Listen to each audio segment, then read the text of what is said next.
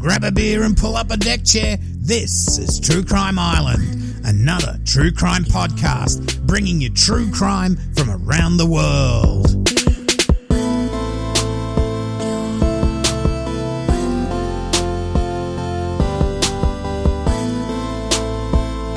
Hi, I'm your host Cambo. Grab a beer and pull up a deck chair. This is True Crime Island, another true crime podcast. Hi Islanders, tonight I bring you a case from the late 80s about a serial killer that was caught just by chance. But the fact that he was on the streets at all is going to bring on the rage. Now, references are from the Democrat and Chronicle, the Pittsburgh Press, and a book, Arthur Shawcross, The Genesee River Killer, by Dr. Joel Norris. Okay, I hope you're all doing well. Last week's show about the failed Millennium Dome robbery was a good break from the usual, and I do have another heist coming up. But tonight we go to Rochester, Monroe County, New York, and the terrible crimes of Arthur Shawcross, the Genesee River Killer.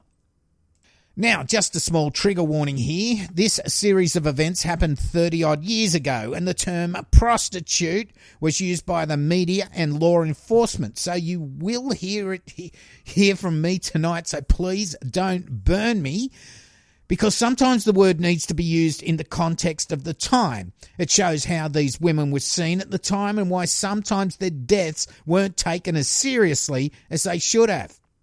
Now, it's in Rochester that a series of murders would occur, with the bodies being found in most cases around the Genesee River, which flows straight through the middle of Rochester into Lake Ontario. Now, on the 18th of March 1988, 27-year-old Dorothy, or Dotsy, Blackburn would go missing, and her body would be found 6 days later floating face down in Salmon Creek in Northampton Park in the town of Sweden. She'd been strangled. Dotsy had grown up in the J Street area, Rochester, attending Jefferson High School. Although she had liked to party, her school friends said she wasn't heavily into drugs while at school and that she was just a regular person. She had 2 school-age kids with a former husband and a baby with a more recent boyfriend. She had 2 charges in 1985 for loitering for the purpose of prostitution and a charge of disorderly conduct. Her brother-in-law said she'd been trying to get off the street. Now, maybe because she was the first in a series of murders, or maybe because she walked the streets for money, that there isn't much to read about Dotsy at the time of her death. Then on September the 11th, 1988, the badly decomposed body of 28-year-old Anna Marie Steffen was found on the banks of the Genesee River at the Driving Park Bridge by a man looking for bottles. Now, she'd been missing since the 9th of July. She was found under a pile of roofing shingles with a rock placed on her hair, and it seemed to have been put there to keep her hair outstretched. Her face had to be reconstructed for identification purposes, and it would be her father that would have the awful job of doing this. He'd noticed the published photo of the reconstructed face and thought it looked like his missing daughter. Anna was a 1979 graduate of Naples Central School and had spent 15 years looking after a younger sister, Tina Louise, who'd been born with spina bifida and died in 1980. Now, Anna's younger half-sister, Chris, said that she had a heart of gold and would get jobs when she was young just to help take care of the family. But when her sister died, she changed. She had a husband and 2 kids, but left them and became dependent on drugs. Chris said she once ran into Anna in a drugged up haze. She was skinny and run down. The girl that had spent her life helping others could hardly look after herself now. Now, police described her as a prostitute, but she had no convictions. Police had picked her up from the street 8 months pregnant on July the 8th, 1988, wearing a bright coloured maternity dress. They took her to hospital in premature labour.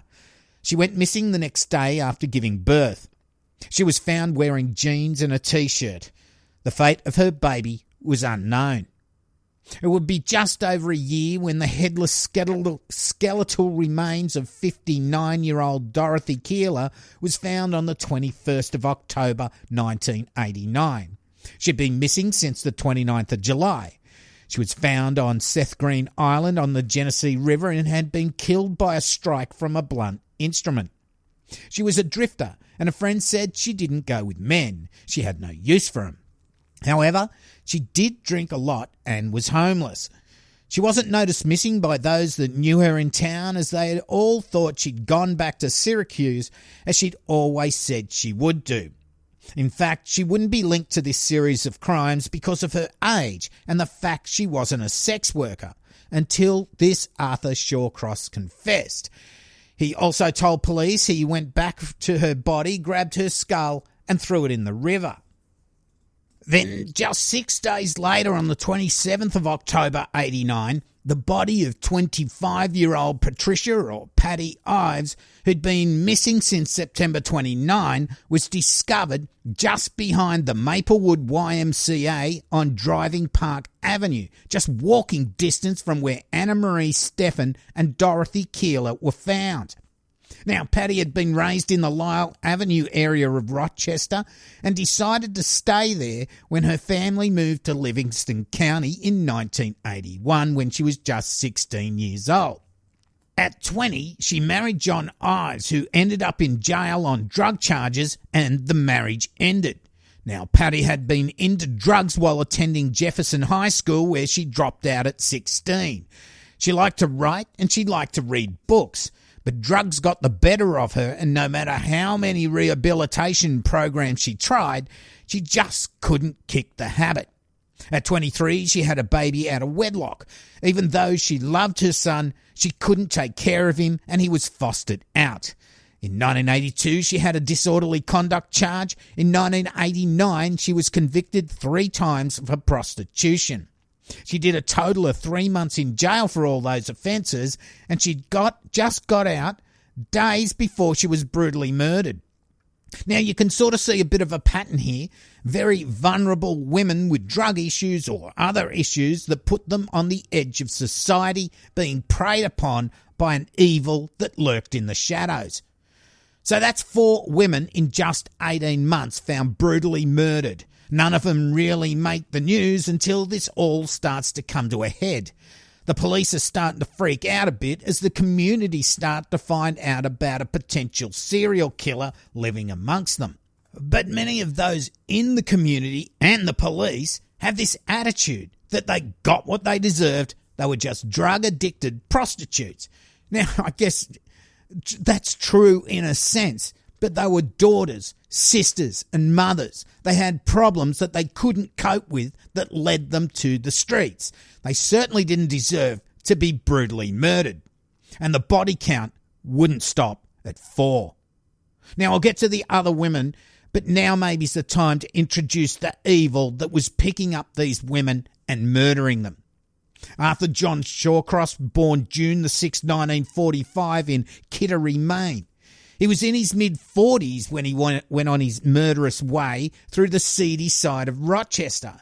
And when you find out how he came to be there, it will give you the rage, as he should never have been released for the crimes he had committed just 15 years before. Shawcross, when young, moved with his family to Watertown, and although he was tested as low intelligence, he still got good grades at school. He says that he was sexually abused by his mother and aunt from the age of 8 years old, but this claim's been denied by his mother. He was a bit of a bully at school and dropped out at 16 years. He was 6 foot tall and very strong in the upper body. He was married young and had a son, but divorced soon after and never saw his son again.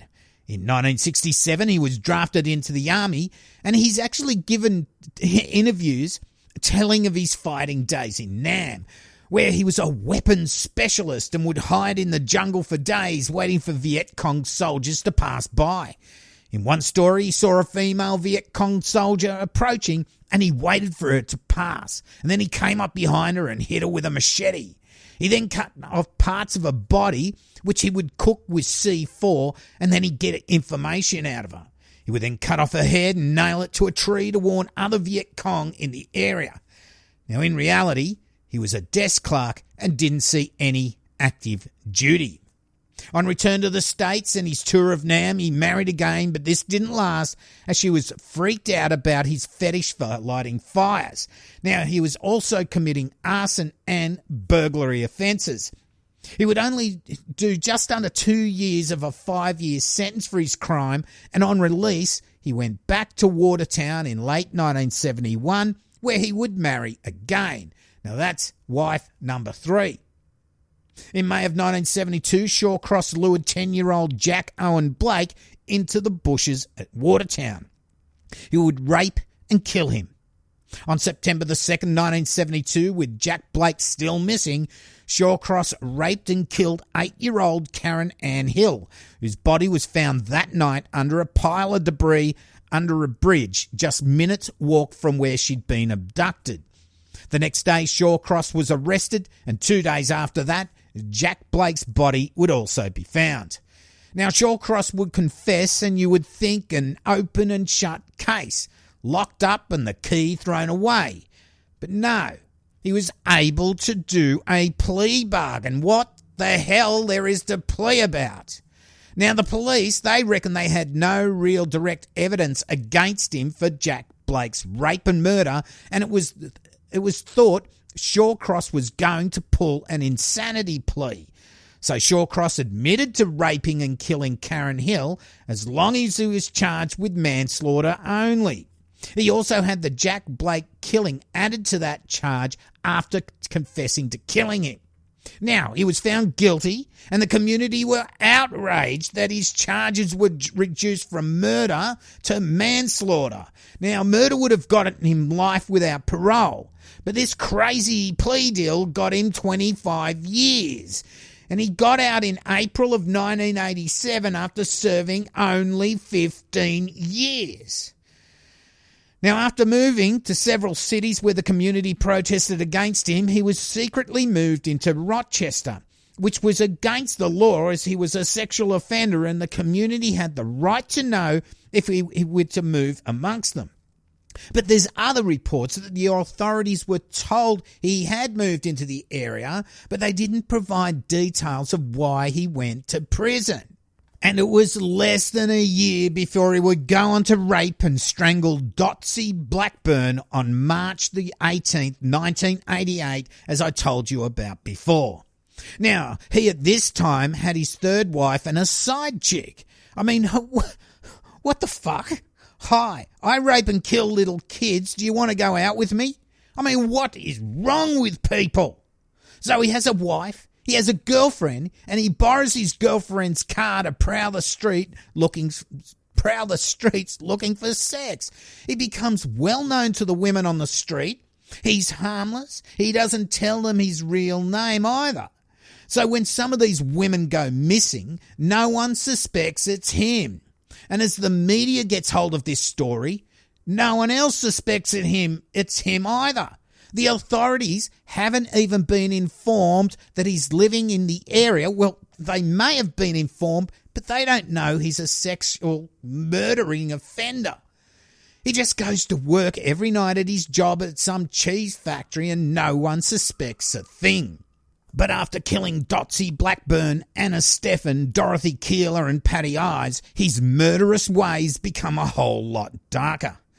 When 30-year-old June Stott went missing on October the 23rd, her body would be found exactly a month later, face down at Turning Point Park, just near the banks of the Genesee River. When her body was turned over, she'd been cut from her neck down to her groin. June didn't work on the streets. In fact, her sister said she was slow and she'd attended a special school until she dropped out at 16. She moved in with her mum and would listen to Anne Murray while doing jigsaw puzzles. She loved to write and wanted to learn how to drive. When her mum died, she moved back to Rochester. She ended up living with a retired county parks worker. She didn't speak to anyone and never went out at night. And when she did go out, she carried a knife. Now, it looks like Shawcross saw her on the street, and from there something happened. Like maybe he tried to have his way with her and she pulled the knife, so he strangled her. What it did look like was that she was murdered first, and then he returned to do this mutilation. Or he murdered her and dumped her body, then went back later to move her, and then he mutilated her. But the week before June's body was found, 2 other bodies were found on November the 15th. 22-year-old Frances, or Franny Brown, who went missing on November the 11th, 1989, and 30-year-old Kimberly Logan, who went missing on November the 15th. On top of that, 22-year-old Marie Welch had been missing since November the 5th. Now, police were getting agitated. They'd already called in the FBI to help out to do the profiling thing and everything else they do, but the bodies were piling up. What they knew was that someone was killing women who worked on the street. He probably lived close by, and he was the type that women felt comfortable with getting into his car. Now, from what I've read, Shawcross would sit in the Dunkin' Donuts and listen to the conversation the cops would be having about the case. Now, he knew they were watching the streets, and Shawcross even mentions how he was once sitting on a step with shiny shoes, as police wear, and an undercover cop sat with him, thinking he was an undercover cop as well because of his shiny cop shoes. And this guy pointed out all the decoy women and decoy undercover cops. Now, I really don't believe anything about that story, but I do believe he was careful when he picked up women. As I said before, he told the women just a fake name, and probably several fake names. He used his girlfriend's car, and that if that plate was taken by the cops, it would be registered to an older woman. So he was able to keep a low profile. And from what I gather, he was buying sex very often. He only killed when something ticked him off.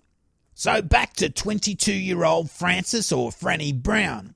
Now, she was brought up by her mother, her aunt, and her grandmother, so her upbringing wasn't exactly stable. She was a happy-go-lucky girl and had a 4-year-old girl herself, which her auntie and her auntie's boyfriend were raising as their own. Police considered her a prostitute, but she had no convictions for it. However, her arms were bruised with needle marks, and she did hang out on the street. Her body was found near Seth Green Drive on the east bank of the Genesee River, and she'd been strangled. 30-year-old Kimberly Logan, whose body was found the same day as Franny's, was what police called a public relations nightmare. Kimberly lived at 411 Meague Street and worked on the corner of Meague Street and Munro Avenue. Now, this was right in amongst the general public, which started to get said general public worried that maybe they might become the victim of this serial killer that's roaming the town. Now, Kimberly was last seen by her boyfriend at 2:30 a.m, was warned to be careful by a cop at 2:50 a.m, and her body was found behind a house at 320 Meague Street 9 hours later. She was a simple girl who had many tragedies growing up. Her brother hung himself on her high school graduation day in 1976. She battled cocaine addiction and walked the streets for money, even though her friends begged her to not do it. She had convictions for her choice of work, and often police would pick her up, take her downtown, and call her family to come and get her. At this stage, police had interviewed 50 suspects without any luck. If only they knew about the child-killing rapist living amongst them. Then on the 27th of November, 29-year-old Elizabeth, or Liz Gibson, who'd been missing for 2 days, was found in woods off Berg Street, Ontario, New York, east of Rochester. She was a wife and a mother, but had a habit and needed to pay for it. She had convictions for larceny, writing bad checks, and for walking the streets. She missed her latest court date, where the judge had 2 handwritten letters in her file. The first dated the 14th of August, and it said, "I'm currently in Munro County Jail with a bail of $1,100. And it went on with a plea for a possible release on my own, or even a bail reduction, because my husband and I have gotten back together and are trying to make our marriage work. Now, the second letter, dated the 31st of August, said, and this was directed to the judge, "Thank you for giving me this chance in the drug rehab. I really wanted to be a wife and mother again. My children cry for me all the time. Please, Your Honour, give me another chance." Now, the judge, when he read the letters out, he said, "I was filled with sadness and a little despair." Then on December 31st, police find boots and social security ID of 20-year-old Felicia Stevens, who'd been missing for 2 days. They found it on the west side of Sweden Walker Road near Northampton Park. Her body would be found just 4 days later off Colby Street near the park. The police were sure that the killer was dumping bodies and going back to visit them and perform mutilations on them. Then police got a lucky break. While doing helicopter surveillance around the Northampton Park area on January the 3rd, 1990, they saw a car stopped on the side of the road. Now, as they circled around to check out why this car was parked there, they spotted the body of 33-year-old June Sierro, who'd been missing since December the 17th. Now, she was frozen and her body placed just under a bridge out of sight of anyone who would be, say, driving by. They then decided to follow this car as it drove off. It drove to a nursing home and police questioned the driver, Arthur Shawcross. The next day, they arrested him and charged him initially with the killing of 8 women. On the 5th of January, the bodies of 22-year-old Marie Welsh and 32-year-old Darlene Trippi would also be found. Now, Shawcross, it didn't take long to confess, and he told them that he killed 59-year-old Dorothy Keeler, a victim the police hadn't yet linked to the other killings. In fact, Dorothy had lived with Shawcross and his wife, and he said he killed her because she was selling off his stuff from the house. Now, I won't get into why Shawcross murdered all the other women, mainly because we only have his version of the events, and I really don't believe anything he says. He says some tried to steal his wallet while having sex, or they were too loud and so he killed them. We'll never know the truth. When he did do a television interview, he was okay with talking about the 12 women he killed in Rochester, but he plainly refused to talk about the 2 kids he killed in Watertown. It's like he could justify in his own mind why he killed the women when he got out of prison. They'd done something to trigger him. But he knew he could never justify raping and killing 10-year-old Jack Owen Blake and 8-year-old Karen Ann Hill. Now, Shawcross would be charged with murder and he tried the insanity plea, but it didn't wash with the jury, who found him guilty on all counts, and he was sentenced to 250 years for 11 of the murders, or 10 of the murders. I'm not sure if one of the others wasn't included. And they were all the murders in Monroe County. A few months later, Shawcross was taken to Wayne County to be tried for Elizabeth Gibson's murder. Now, rather than claim insanity this time, he just pleaded guilty and was given a life sentence. Now, if they'd only just convicted him in 1972 of 2 counts of murder instead of giving him a plea deal, which saw him back on the streets 15 years later, I mean, he did rape and kill 2 little kids, and it took him less than a year to start killing again once he got out, killing at least 12 more women. And guess what? Get the rage ready. He got to marry his longtime sweetheart, Clara Neal, and receive conjugal visits in prison in 1997. They got married in the prison's visiting room. I mean, this is amazing. This is what she said. "It was nice and all. It took 10 years to make the grade, but I finally made it." I mean, make the grade for what? Make the grade for what, Clara? To marry this raping, killing, pedophilic piece of shit? And it was Clara's car he used to pick up the women and murder them. When she was his girlfriend, side chick, whatever you want to call her, while married to his 3rd wife. Now, they got to marry Clara because they thought it was proper to wait for his wife to die until Clara could make the grade. I mean, what the fucking fuck? Then, there's this other crazy woman. She finds out she's the illegitimate daughter of Shawcross. She sends him letters and hangs out with him in prison on prison visits, and even introduces her daughters to him. Now, there's pictures of him hugging her and her daughter in front of the fake lake scenes they use in prisons to take photos. What is wrong with these people? He didn't steal a car or some cash and was inside. He'd raped and killed 2 little kids, got a very light sentence as soon as he got out, he started raping and killing women, at least 12. Is there something wrong with your heads, people? Now, Arthur Shawcross died in prison on November the 10th, 2008, aged 63.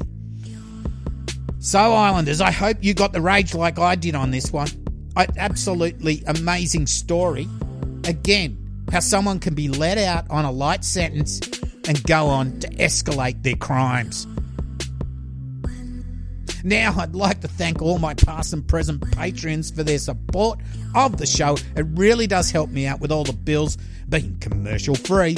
If you want to give $1 a month, go to patreon.com/True Crime Island and join the gang.